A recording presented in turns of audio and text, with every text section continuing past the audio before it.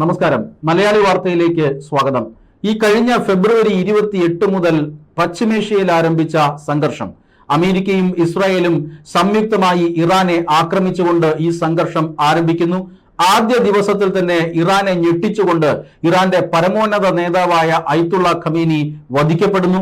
ആ സംഘർഷം ഏതാണ്ട് ഏപ്രിൽ 8-ാം തീയതിയോടുകൂടി ഒരു താൽക്കാലിക വിരാമത്തിലേക്ക് വരുന്നു. വെടിനിർത്തൽ പ്രഖ്യാപിക്കുന്നു. ആ വെടിനിർത്തൽ ഇത്രയും ദിവസം പിന്നിടുന്നു. അതിനുശേഷം കഴിഞ്ഞ ദിവസം ഒരു ചെറിയ ഇടവേളയ്ക്ക് ശേഷം ആദ്യമായി ഇറാന്റെ ഡ്രോണുകൾ വീണ്ടും മുരണ്ടു എന്ന വാർത്തയാണ് പുറത്തു വരുന്നത്. അതായത് ഇറാന്റെ ഒരു വാണിജ്യ കപ്പൽ അമേരിക്ക കഴിഞ്ഞ ദിവസം അവർ നടത്തുന്ന ഉപരോധത്തിന്റെ ഭാഗമായി പിടിച്ചെടുക്കുന്നു. ആദ്യം ഇറാന്റെ കപ്പലിനെ അമേരിക്ക ആക്രമിക്കുന്നു. അതിനുശേഷം ഈ കപ്പൽ പിടിച്ചെടുക്കുന്നു. കപ്പൽ ഇപ്പോൾ അമേരിക്കയുടെ അധീനതയിലാണുള്ളത്. ഈ കപ്പൽ വീണ്ടെടുക്കാൻ വേണ്ടി, അല്ലെങ്കിൽ ഇറാന്റെ വാണിജ്യ കപ്പൽ പിടിച്ചെടുത്തതിന് തിരിച്ചടി എന്നോണമാണ് ഡ്രോൺ ആക്രമണം അമേരിക്കയുടെ കപ്പൽ വ്യൂഹത്തിന് നേരെ ഉണ്ടായത്. ഇറാന്റെ ഈ ഡ്രോൺ ആക്രമണം അമേരിക്ക അപ്രതീക്ഷിതമായിട്ടാണ് ഇങ്ങനെ ഒരു ആക്രമണത്തെ നേരിടേണ്ടി വന്നത്. കാരണം വെടിനിർത്തൽ സമയമാണ്. വെടിനിർത്തൽ ഇറാൻ ലംഘിച്ചു എന്ന് അമേരിക്കയ്ക്ക് ആരോപിക്കാവുന്ന ഒരു സംഭവമാണ് ഉണ്ടായിരിക്കുന്നത്.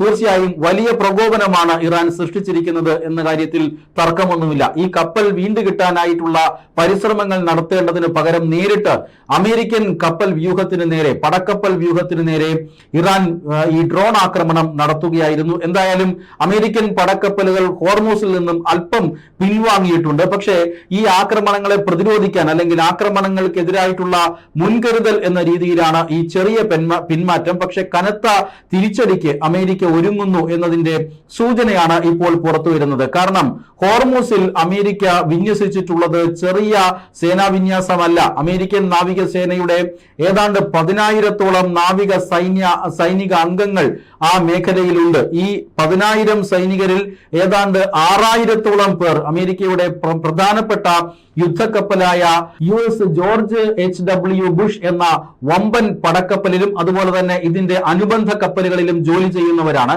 ഇങ്ങനെ 10,000-ഓളം അമേരിക്കൻ സൈനികർ ഇപ്പോൾ ഹോർമൂസ് കടലിടുക്കിലുണ്ട്. അത് മാത്രമല്ല, 10,000 സൈനികർക്ക് പുറമെ 12 പടക്കപ്പലുകളാണ് അമേരിക്ക അവിടെ അണിനിരത്തിയിരിക്കുന്നത്. ഈ 12 പടക്കപ്പലുകളിൽ വിമാനവാഹിനി കപ്പലുകളുമുണ്ട്. ഈ വിമാനവാഹിനി കപ്പലുകളിൽ 100-ലേറെ യുദ്ധവിമാനങ്ങളുമുണ്ട്. ഇങ്ങനെ വളരെ വലിയ ഒരു സൈനിക വിന്യാസമാണ് അമേരിക്ക ഹോർമൂസിൽ ഇപ്പോൾ നടത്തിയിരിക്കുന്നത്.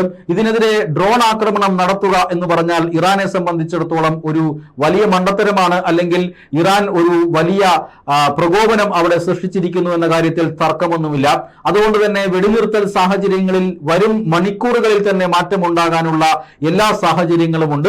എന്തായാലും ഇറാന്റെ വാണിജ്യ കപ്പൽ അമേരിക്ക പിടിച്ചെടുത്തതിന് പിന്നാലെ സംഘർഷം വീണ്ടും ആരംഭിക്കുമെന്ന തോന്നൽ അത് ശക്തമാവുകയാണ്. കാരണം ഈ 22-നാണ് ഈ വെടിനിർത്തൽ അവസാനിക്കുന്നത്. ഈ വെടിനിർത്തൽ അവസാനിക്കുന്നതിന് മുമ്പ് കൃത്യമായി ഒരു അന്തിമ കരാറിൽ, സമാധാന കരാറിൽ ഇരു രാജ്യങ്ങളും ഒപ്പിടേണ്ടതുണ്ട്. അല്ലാത്തപക്ഷം തങ്ങൾ വീണ്ടും ആക്രമണം തുടരുമെന്ന് സംശയലേശമന്യേ അമേരിക്ക അറിയിച്ചിട്ടുണ്ട്. അങ്ങനെ ആക്രമണം തുടരുകയാണ് എങ്കിൽ ശക്തമായ തിരിച്ചടി ഉണ്ടാകും, അമേരിക്കൻ പട്ടാളക്കാരെ കടലിൽ മുക്കിക്കൊല്ലും എന്നൊക്കെ ഇറാൻ ഭീഷണി മുഴക്കുന്നുണ്ട്. പക്ഷേ അത് എത്രത്തോളം സാധ്യമാകും എന്നത് സംശയമാണ്. കാരണം വലിയ സേനാ വിന്യാസം ഇത്രയും ദിവസം കൊണ്ട് അമേരിക്ക ഇറാന് ചുറ്റും നടത്തി കഴിഞ്ഞിരിക്കുന്നു. ഇറാൻ ഒന്ന് അനങ്ങിയാൽ ചുട്ടുകരിക്കും എന്ന രീതിയിലേക്ക് അമേരിക്കൻ സേനാവ്യൂഹം മാറിയിരിക്കുകയുമാണ്. എന്തായാലും പക്ഷേ ഇറാൻ പ്രകോപനം തുടരുകയാണ്. സമാധാന ചർച്ചകൾ പാകിസ്ഥാനിൽ ഇന്ന് ആരംഭിക്കേണ്ടതായിരുന്നു. തിങ്കളാഴ്ച ഇസ്ലാമാബാദിൽ സമാധാന ചർച്ചകൾ ആരംഭിക്കും എന്നാണ് പാകിസ്ഥാൻ അറിയിച്ചിരുന്നത്.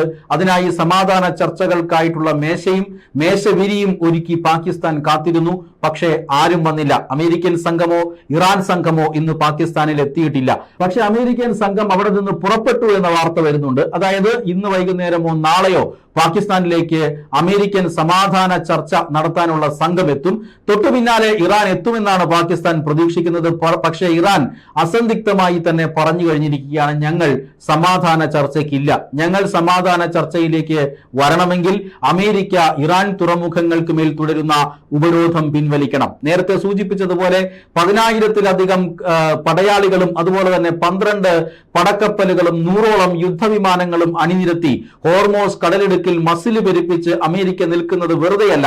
ഇറാൻ തുറമുഖത്തേക്ക് പോകുന്ന ഏതൊരു കപ്പലിനെയും തടയാനും പിടിച്ചെടുക്കാനുമാണ്. ഇറാൻ തുറമുഖത്തിൽ നിന്നും പുറത്തേക്ക് വരുന്ന കപ്പലുകളെയും അമേരിക്ക പിടിച്ചെടുക്കും എന്ന് പറഞ്ഞിരിക്കുകയാണ്. ഇങ്ങനെ ഒരു തന്ത്രം പയറ്റുന്നത് ഇറാനെ കൊണ്ട് ഈ ആണവ സമ്പുഷ്ടീകരണം അടക്കമുള്ള വിഷയങ്ങളിൽ ഒരു സമവായം ഉണ്ടാക്കാനാണ്. പക്ഷേ അത് ഇതുവരെ സമവായം ഉണ്ടായിട്ടില്ല. ചർച്ചകൾ വഴിമുട്ടി നിൽക്കുകയാണ്. ആണവ സമ്പുഷ്ടീകരണം, അതിനുള്ള അവകാശം ഇറാന് വേണമെന്ന് പറയുന്നു. സമ്പുഷ്ടീകരിക്കപ്പെട്ട യുറേനിയം അത് അമേരിക്കയ്ക്ക് കൈമാറണമെന്ന് അമേരിക്ക പറയുന്നു. ഇറാൻ അതിന് സമ്മതം മൂളിയിട്ടില്ല. അതോടൊപ്പം തന്നെ നഷ്ടപരിഹാരം വേണമെന്ന് ഇറാൻ ആവശ്യപ്പെടുന്നുണ്ട്. ഈ യുദ്ധത്തിൽ ഉണ്ടായ നാശനഷ്ടങ്ങൾക്കാണ് നഷ്ടപരിഹാരം ആവശ്യപ്പെടുന്നത്.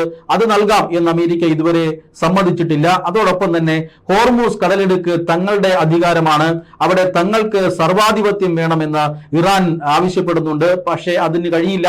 അമേരിക്കയും ഇറാനും ഉൾപ്പെടുന്ന ഒരു സംവിധാനത്തിന് മാത്രമേ ഞങ്ങൾ ഒരുക്കമുള്ളൂ എന്നാണ് അമേരിക്ക പറയുന്നത്. ഇങ്ങനെ 3 പ്രധാനപ്പെട്ട കാര്യങ്ങളിൽ ഇപ്പോഴും അഭിപ്രായ ഐക്യമുണ്ടാക്കാൻ ഈ പറയുന്ന ചർച്ചകൾക്ക് സാധിച്ചിട്ടില്ല. ആ സാഹചര്യത്തിൽ ഉപരോധം പിൻവലിക്കില്ല എന്ന് അമേരിക്ക പറയുന്നു. ഉപരോധം പിൻവലിച്ചിട്ടില്ല എങ്കിൽ ഒരു കാരണവശാലും ചർച്ചാമേശയ്ക്ക് മുന്നിൽ ഇരിക്കില്ല എന്ന് ഇറാനും പറയുന്നു. പാകിസ്ഥാനിൽ നടക്കേണ്ടിയിരുന്ന ചർച്ച ഇതുവരെ ആരംഭിച്ചിട്ടില്ല.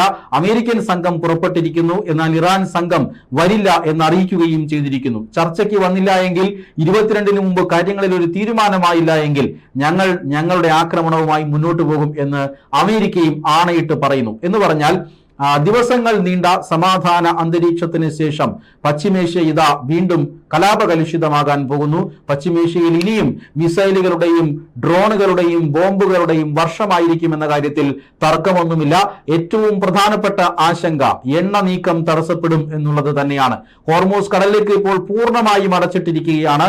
ഇന്ത്യയെ അടക്കമുള്ള രാജ്യങ്ങളുടെ കപ്പലുകൾ അവിടെ നിന്ന് നീങ്ങുന്നില്ല. ഇന്ത്യക്ക് നീങ്ങാനുള്ള അനുമതിയുണ്ട് എന്ന് പറയുന്നുണ്ടെങ്കിലും കഴിഞ്ഞ ദിവസം ഇന്ത്യൻ കപ്പലുകൾക്ക് നേരെ ഇറാൻ ആക്രമണം നടത്തുന്ന സാഹചര്യം ഉണ്ടായി. പെട്രോളിയം ഉൽപ്പന്നങ്ങളുടെ നീക്കം എങ്ങനെ എന്നുള്ളത് സംബന്ധിച്ച ആശങ്ക തുടരുന്നു. അതിനേക്കാളേറെ ഇന്ത്യയെ സംബന്ധിച്ചിടത്തോളം LPG ആണ് ഏറ്റവും പ്രധാനപ്പെട്ട വിഷയം. LPGയുടെ നീക്കവും നടക്കുന്നില്ല. അതായത് എണ്ണവില കുതിച്ചുയർന്നു തുടങ്ങിയിരിക്കുന്നു. വെടിനിർത്തലിന് മുന്നേയുള്ള ഒരു നിലയിലേക്ക് എണ്ണവിലയും ഇന്ധന പ്രതിസന്ധിയും എല്ലാം വരും മണിക്കൂറുകളിൽ നീങ്ങുമോ എന്നതാണ് ലോകം ആകാംക്ഷയോടെ കാത്തിരിക്കുന്നത്. അതുകൊണ്ട് എല്ലാ രാജ്യങ്ങളും ഹോർമൂസ് കടലിടുക്കിലേക്ക് ഉറ്റുനോക്കുകയാണ്. പാകിസ്ഥാനിലെ ഇസ്ലാമാബാദിൽ നടക്കുന്ന സമാധാന ചർച്ചയിൽ കാര്യങ്ങൾ എന്താകുമെന്നുള്ളതിനെ കുറിച്ചും ലോകം ഇപ്പോൾ ഉറ്റുനോക്കുകയാണ്.